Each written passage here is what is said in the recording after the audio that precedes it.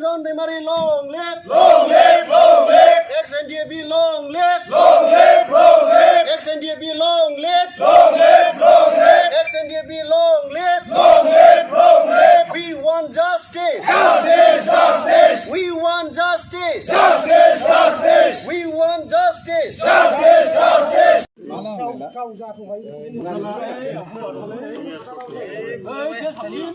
live! Long live! Long live! Ronjon Demari long live! Long live! Long live! Ronjon Demari long live! Ronjon Demariखौ जेलनिफ्राय उदां खालामनांगौ! खालामनांगौ! खालामनांगौ! रिहेबिलिटेशनखौ थाबनो मावफुंनांगौ! मावफुंनांगौ! मावफुंनांगौ! रिहेबिलिटेशनखौ थाबनो मावफुंनांगौ! मावफुंनांगौ! मावफुंनांगौ! बिदाय सारखौ हगारनांगौ! हगारनांगौ!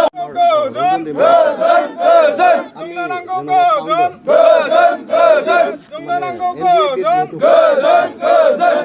नङा बिनि दाया भारत सरकार आरो आसाम सरकार लोगोसे बिटिआर सरकार जाय सरकारा जों एनडिएफबिफोरनि थाखाय मावनो गोनां दायित्व दङमोन एज पार द एमअएस मेमरेन्डाम अफ सेटलमेन्ट जाय दफाफोरा लिरजानानै दङ बे दफाफोरखौ दिनैसिमबो मावफुंनो हायाखै सरकार बिनि थाखाय जोङो दिनै बेबायदि आन्दोलन खालामनो गोनां जादों बेनो दिनै सुक्तिया जादोंमोन 2020 मायथाइयाव 2020 मायथाइनि 27 जानुवारियाव दिनैसिमाव 1.5 बोसोरानो जालांबाय किन्तु दिनैसिम रन्जन दैमारि सार जाय बिथाङा एनडिएफबि आफादखौ गायसनदोंमोन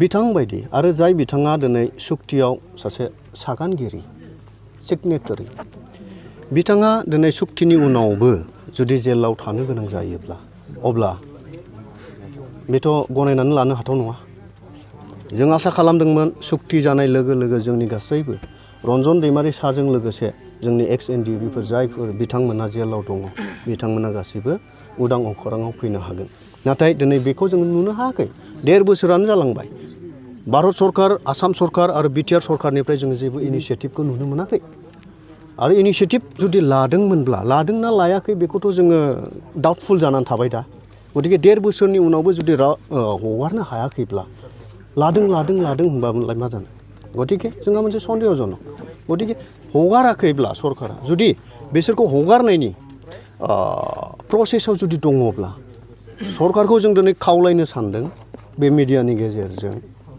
सरकारा थाबनो बेखौ एक्सपेक्टेड खालामनांगौ प्रसेसखौ आरो जोंनि रन्जन दैमारि सार लोगोसे जेसेबां लिडारफोर दङ केडार्सफोर दङ जेलाव दिनैसिमबो बिथांमोनखौ हगारनांगौ थांनाय 22 तारिख जुलाइनिफ्राय बे घटनाया जादों आरो बेखौ मिडियायै कागजे पेपारे बयबो रायजो राजाफ्राबो मिथिगौ बेखौ बुंनांगौ जोंहा गोदान खोथा गैला जोंनि लुबैनाया बेनो नंगौ जुदि माखासे कन्फिडेन्शियेल लेभेलाव जुदि भारत सरकार आसाम सरकार आरो बिटिआर सरकारा रन्जन दैमारि सारखौ बख'नायनि मोनसे सार्थआव जुदि खामानि मावबाय थादोंब्ला जों बेखौ बाख्नायगोन नाथाय जुदि बिनि सोलायै माबा मोनसे नेगेटिभिटियाव नेगेटिभ मोनसे प्रसेसआव जुदि दङब्ला जों बेखौ मालाबाबो हजम खालामनाय नङा आरो जों जिरायनानै थानाय नङा दायो जों आसा खालामदों जुदि गभर्नमेन्टआ जुदि पजिटिभ लाइनाव बिनि गहोजानायखौ मोगथाङाव लाबोनो थाखाय जुदि इन्टारनेलि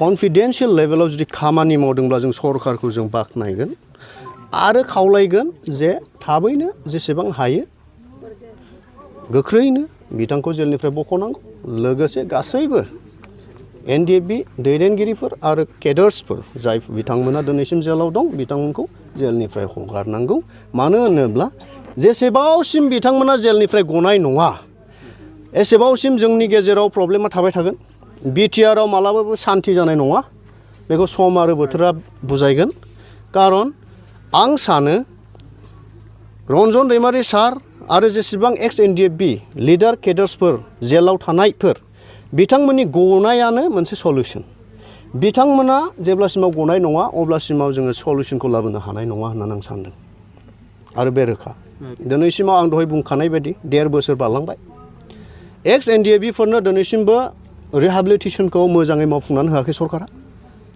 आरो बेवहाय माखासे पलिटिकेल षड़यन्त्र कनस्पिरेसिया हाबनानै थाबाय बेखौ आं गोबाङै बुंला किन्तु जोङो एक्स.एनडीएफबी हिसाबै जों मोनसेयानो जायखि जेरावखि थाया मानो खिन्थु सरकारा जों एनडिएफबि नि जिनाखि मोननांगौ गोनां अधिकार जाय अधिकारखौ मेम'रेन्डाम अफ सेटलमेन्टआव अलरेडि लिरखानाय दङ डिउरिं द टाइम अफ पिस एग्रिमेन्ट बे बुस्थुखौ गोबाव खालामालासे थाबनो मावफुंनांगौ दिनैसिमबो 1.5 बोसोर बारलांबाय दिनैसिमबो जों मोनाखै फर एग्जाम्पल मोनसे खोथाखौ आं स्पष्ट भाबै आं बुंनो लुबैदों एनडिएफबिआ हाग्रायाव थानाय समाव जोंहा जेबो गैयामोन ना न' दं ना थाखा फैसा दं ना माबा मोनसे दं दिनै सुक्तिनि उनाव थाइसेबो थाखा गैयालासे बे एनडिएफबिफ्रा बोरै संसार जानो हानो मा खामानि मावनानै थांनानै थानो हानो बे जाबाय मोनसे बिराद गिदिर प्रश्न आरो बे प्रेक्टिकेल बेखौ सरकारा जेसेबां हायो एसेबां थाबनो बेखौ खामानिखौ मावफुंनांगौ एनडिएफबिफ्रा जाहाथे मोजां मोनसे न'खर दानो हायो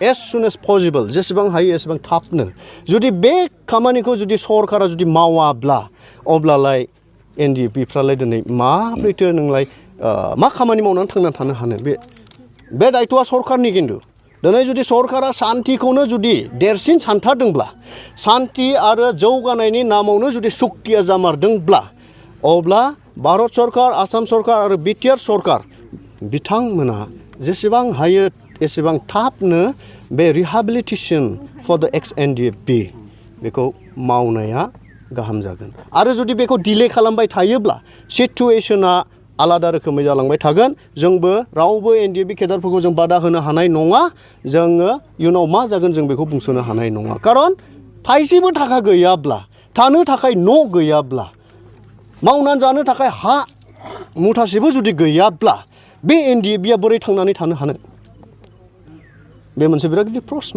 गतिके आं खावलायदों I would like to appeal to the government of India as well the government of Assam and also the government of BTR to expedite the process of implementing BTR Accord.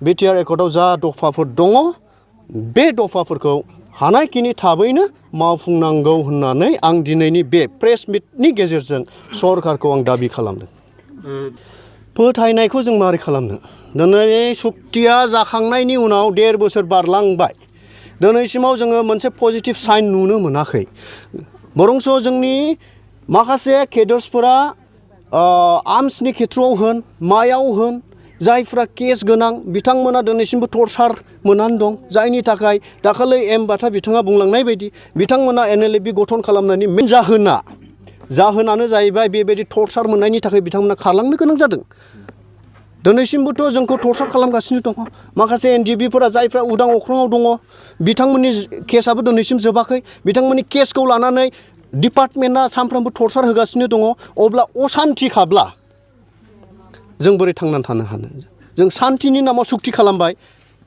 जौगानायनि नामाव जों सुक्ति खालामबाय नाथाय जों Ex.Ndfb हिसाबै Ex.Ndfbखौ दिनै सरकारा दिनै जोंखौ टर्चारसो खालामगासिनो दङ अब्लाथ' जों बेखौ शान्ति सुक्ति होननानै जों गनायना लानो हाया दिनै बिटिआर सरकारा जेनाखि इनिसिएटिभ लानांगौमोन एसे हल शान्ति सुक्तिनि उनाव बेखौबो जों नुनो मोनाखै जेबो फोरमान गैया जोंनि सर्सजों जेबो इनफरमेसन गैया जे बिदि मावदों नोंसिनि प्रसेसा जागासिनो दं बेफोरबो गैया खोथायावल' बुंनानै जुदि बे बुस्थुआ प्रेक्टिकेलाव फैयाब्ला सोर फोथायनो नङा होमबा